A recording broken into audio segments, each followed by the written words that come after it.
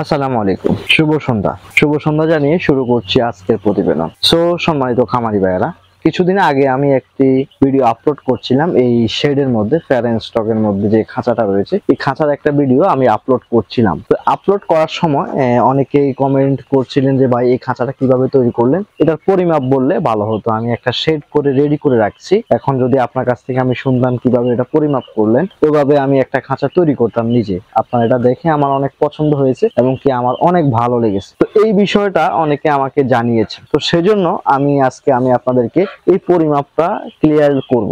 তো আজকে সবাই কিন্তু যারা খাঁচার জন্য ভিডিও চাচ্ছেন, আপনারা অনেক আগ্রহ করে বসে আছেন, এটা আমি জানি। তবে আজকে অবশ্যই আমি এটা ধারণা সম্পূর্ণ দিয়ে দিব, তাহলে আপনি বুঝতে পারবেন কিভাবে একটি খাঁচা তৈরি করতে হবে। তো প্রথমে এটা কতটুকু লম্বা, এই দৈর্ঘ্য প্রস্থ আগে আপনাকে জানতে হবে, দৈর্ঘ্য প্রস্থ, এরপরে আপনি খাঁচা তৈরি করতে পারবেন। প্রথম হচ্ছে এই যে খাঁচাটা দেখতেছেন, এই খাঁচাটার মধ্যে 750 পিস পাখি পালতে পারবেন শীতে, গরমে দুঃখিত, গরমে। শীতে চাইলে 850 পালা যায়, তবে আমি গরমের হিসাব করব, শীতকালীন হিসাবটা আমি আর ধরতেছি না। 750 পিস পাখি পালন করা যায়। তো আপনি এটা দৈর্ঘ্য হচ্ছে 11 ফিট আর প্রস্থ হচ্ছে 4 ফিট। এটা সহকার 4 ফিট না, কিন্তু এটা ভিতরে 4 ফিট রয়েছে, এটা বাইরে 7 ইঞ্চি। কেননা বাইরে যদি আপনার জায়গা বেশি না দেন তাহলে কিন্তু ডিম উঠাতে পারবেন না। তো 11 ফিট দৈর্ঘ্যের মধ্যে কিন্তু 750 পিস পাখি পালন করা যাচ্ছে। আপনি যদি 15 ফিট লম্বা দেন তাহলে কিন্তু 1000 পাখি পালন করতে পারবেন। এটা আমি ক্লিয়ার করলাম। আর বিষয়টা হচ্ছে, আমার শেড ছোট থাকার কারণে আমি এটার মধ্যে 11 ফিট তৈরি করতে পেরেছি। আমার এই সাইডেও 2 ফিট খালি আছে, পিছনেও 2 ফিট খালি আছে। তো সেজন্য আমি আর এটা বড় করলাম না, কেননা কাজ করার সুবিধার্থে। আপনাদের শেড যদি লম্বায় 20 ফিট হয়ে থাকে আর চওড়া যদি 10 ফিটও হয়, তাহলেও আপনি এরকম খাঁচা একটা ভিতরে বসাতে পারবেন। ওই খাঁচার মধ্যে 1000 পাখি আপনি পালন করতে পারবেন খুবই ইজিলি। তো এখন আমি আপনাদেরকে বলবো, এটার দৈর্ঘ্য হচ্ছে 11 ফিট, এদিকে 11 ফিট এবং পিছনে পাশে রয়েছে 4 ফিট।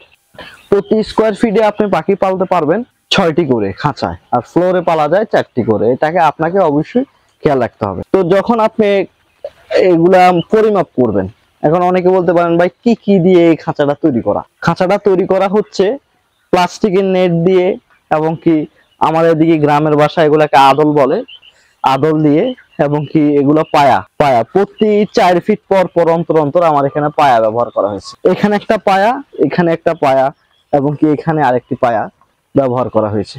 তো প্রতি 4 ফিট পর পায়া ব্যবহার করা হয়েছে। আপনারা চাইলে এটা 5 ফিট পর দিতে পারেন। যারা 15 ফিট তৈরি করবেন, আপনারা প্রতি 5 ফিট পর একটি পায়া ব্যবহার করতে পারেন।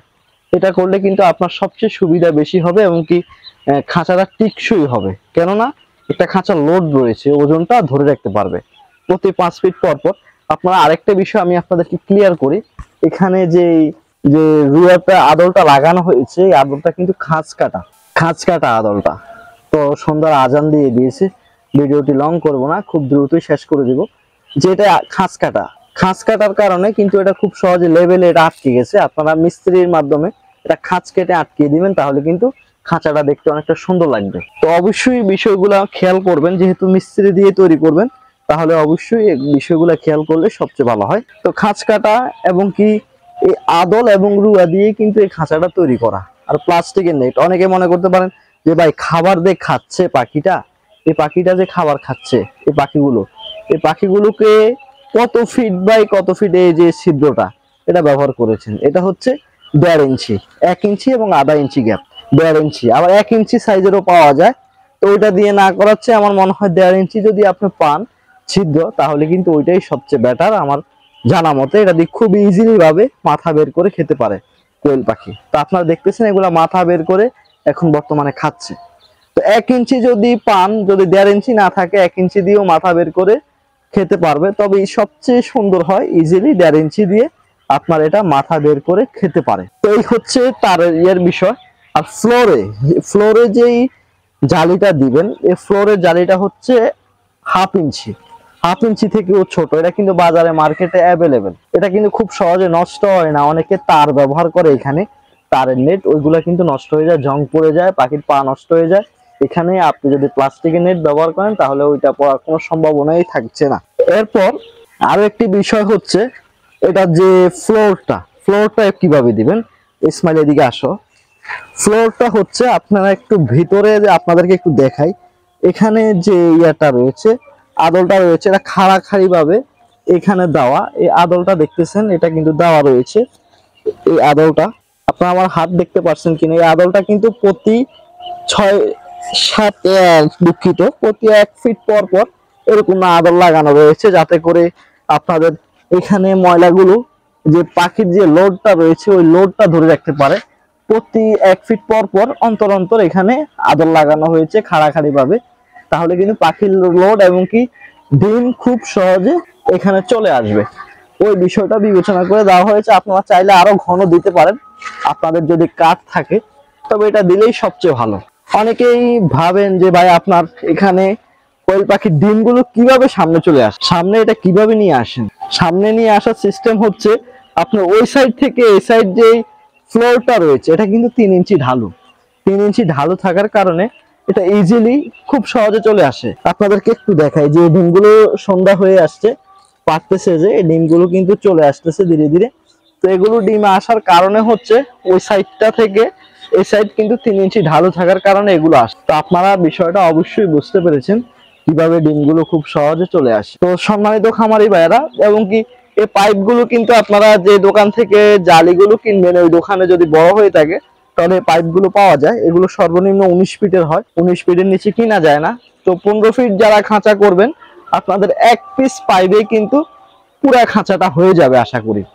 তিন টাক আমি কিন্তু 3 টাক করেছি কাজ করার সুবিধার্থে। অনেকেই যে খাঁচাগুলো তৈরি করে আরো ঘন ঘন, যেমন ময়লার পেপার যেটা, এটা কিন্তু অনেক ঘন দেয়। তো কারণ আমার কাজ করতে যেহেতু সুবিধা লাগবে সেজন্য আমি এগুলো হাইট দিছি একটু বেশি। আপনারা আপনাদের মন মতো দিয়ে খাঁচাটা তৈরি করতে পারবেন।